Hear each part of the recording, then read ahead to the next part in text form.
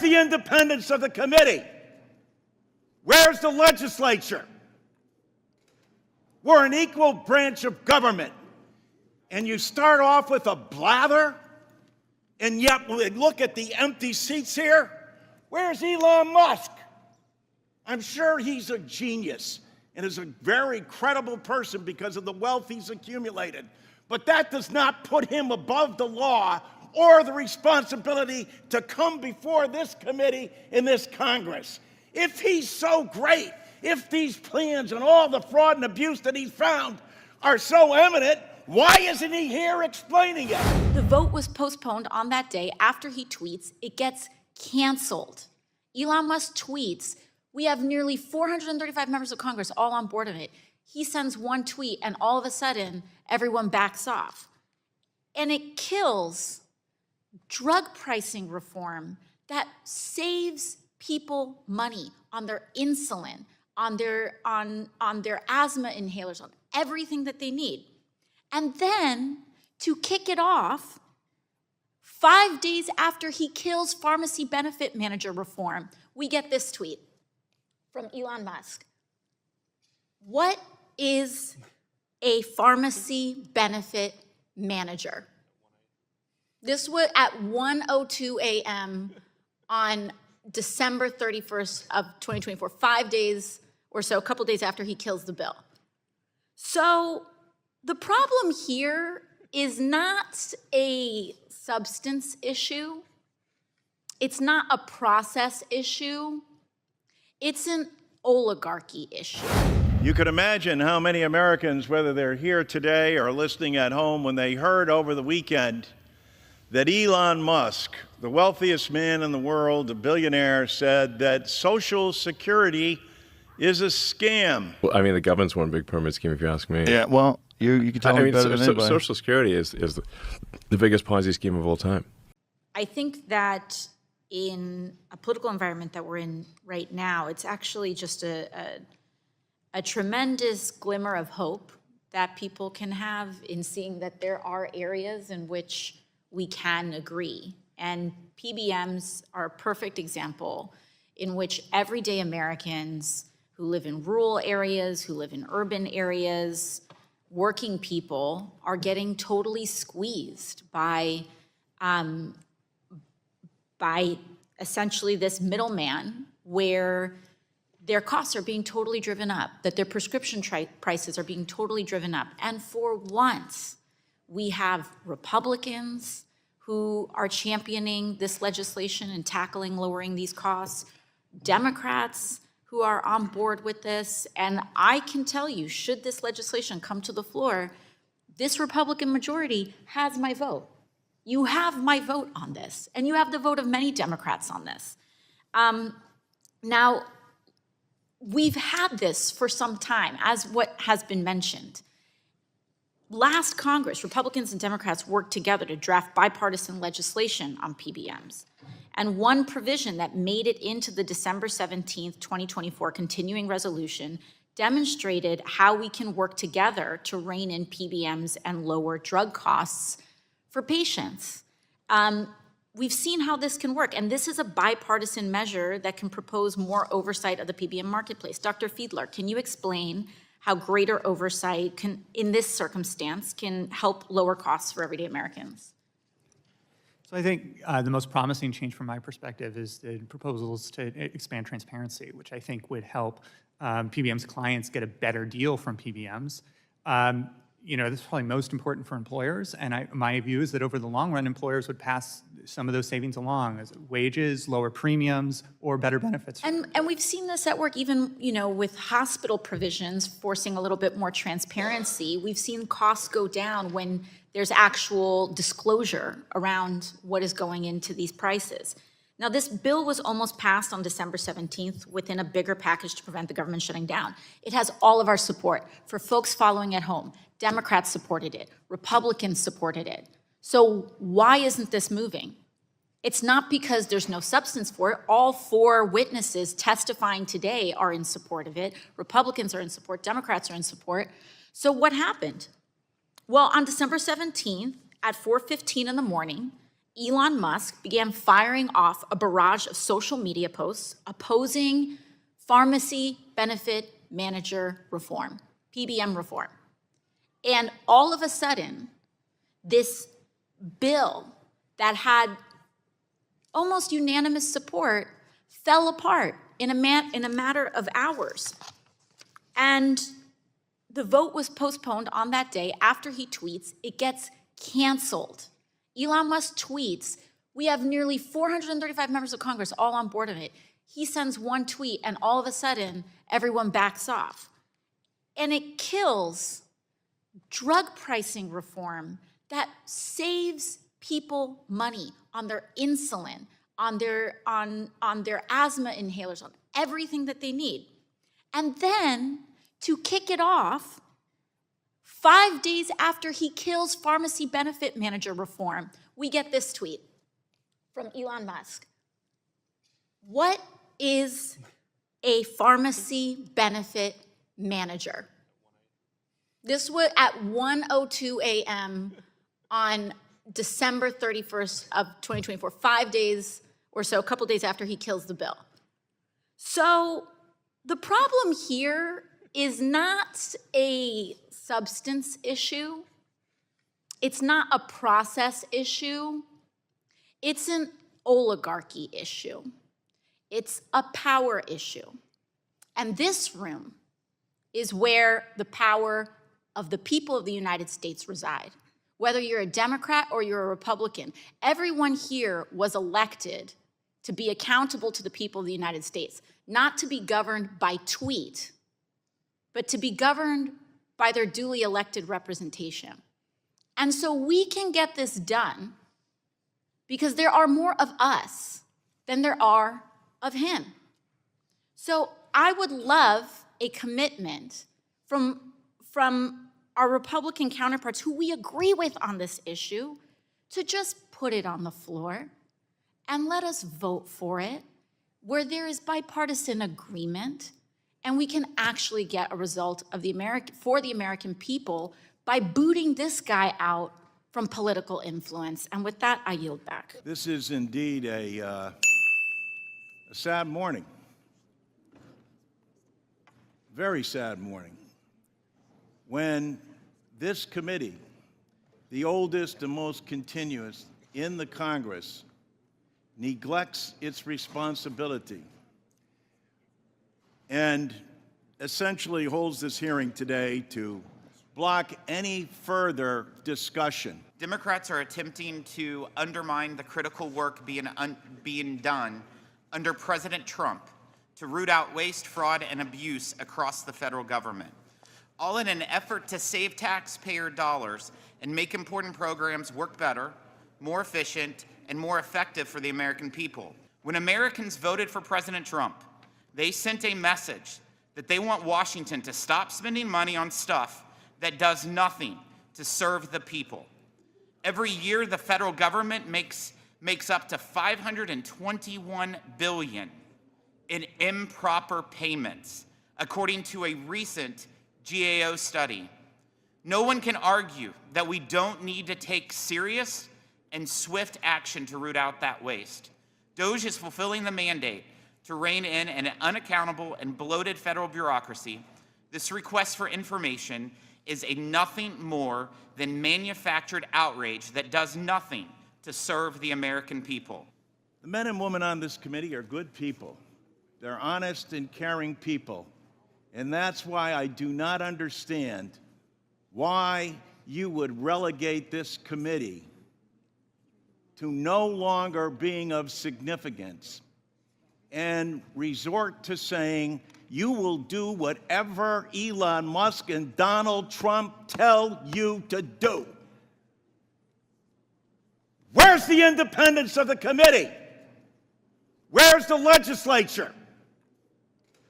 We're an equal branch of government. And you start off with a blather, and yet look at the empty seats here. Where's Elon Musk?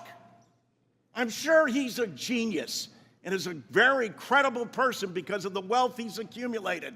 But that does not put him above the law or the responsibility to come before this committee in this Congress. If he's so great, if these plans and all the fraud and abuse that he's found are so evident, why isn't he here explaining it? You know why. Because he's out to privatize Social Security. He's been on television the last couple of days talking exactly about Social Security, Medicare, and Medicaid, and what he intends to do. Privatize it. The American people, some of them may have been born at night, but not last night.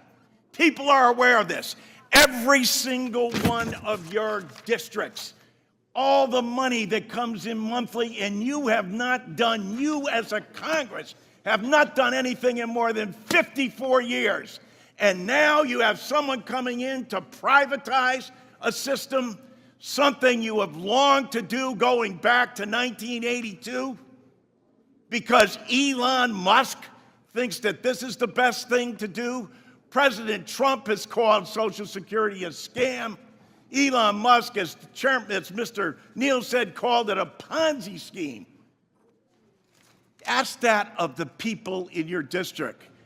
Ask that, Mr. Smith, of the more than 198,000 people in your district who rely on Social Security, and you won't even let the person who's planning to privatize it, who's telling the big lie in front of everyone, in bold as he possibly can, saying, this is what we're going to do. The Congress is in our back pocket. We don't even have to come before them and testify, because we control the House, we control the Senate, and we control the presidency.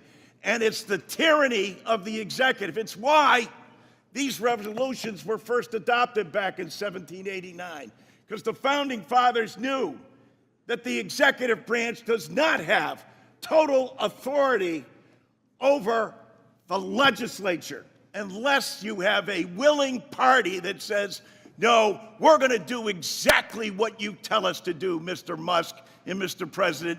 It doesn't matter to our constituents. It doesn't matter how much money they are not going to receive. We're not even going to tell them the truth about what's going to happen to them. And every single one of these districts where they're being shut down and their personnel, and as Mr. Neal said, Dan, after you cut and eliminate the people, say the agency isn't responding accordingly. No other agency operates for under less than 1%. With that, they administer to over 70 million people in the nation's #1 anti-poverty program for the elderly and children. Shame! Shame! Can't bring people in front of this body? If he's right, if they're so good, if they're so just, why aren't they here telling the American people about it? They're not, because you know the truth. It's about privatization. I yield back. You could imagine how many Americans, whether they're here today or listening at home, when they heard over the weekend that Elon Musk, the wealthiest man in the world, a billionaire, said that Social Security is a scam. Well, I mean, the government's one big pyramid scheme, if you ask me. Yeah, well, you can tell me better than anybody. Social Security is the biggest Ponzi scheme of all time. Right, explain that. Oh, so, well, people pay into Social Security, and the money goes out of Social Security immediately, but the obligation for Social Security is your entire retirement career. Basically, people are living way longer than expected, and there are fewer babies being born. So you have more people who are retired and that live for a long time and get retirement payments. So the future obligation. So however bad the financial situation is right now for the federal government, it will be much worse in the future. It's a Ponzi scheme. That Ponzi scheme that assists over 70 million Americans is hardly a Ponzi scheme, nor is it a scam.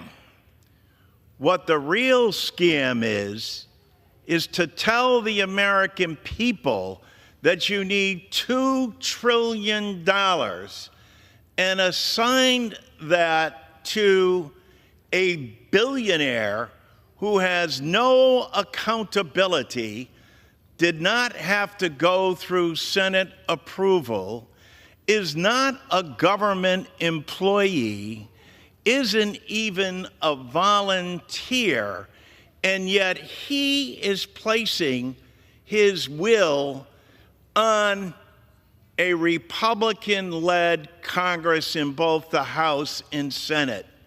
All that's needed is 3 Republicans to stand up and say, no, wait a minute. This is not what the nation needs. We do not need to cut Social Security benefits. We need to enhance them. Mr. Speaker, as you're aware, in your district alone, there are 189,000 Social Security recipients who haven't received an increase in more than 50 years. There are 147,000 retirees, 20,000 disabled workers, 8,700 widows, 3,700 spouses, and 9,000 plus children who are depending upon Congress to fulfill its responsibility and job. And furthermore, a fact that most members don't realize, and in your district, Mr. Speaker, in Minnesota, you get $325 million monthly that comes into those Social Security recipients. It hasn't been adjusted in more than 50 years.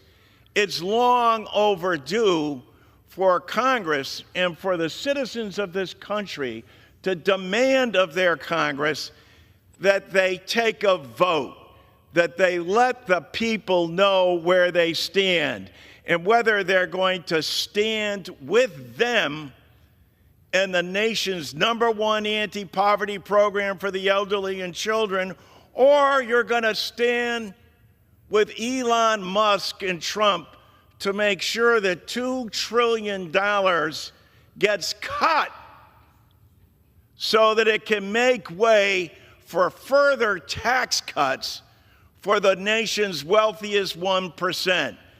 At $500 billion plus, you would think Mr. Musk might say, hey, you know what? This is a great nation that has provided me these great opportunities. How about we care for them the same way this nation has cared for us? He won't lose a moment's night's sleep.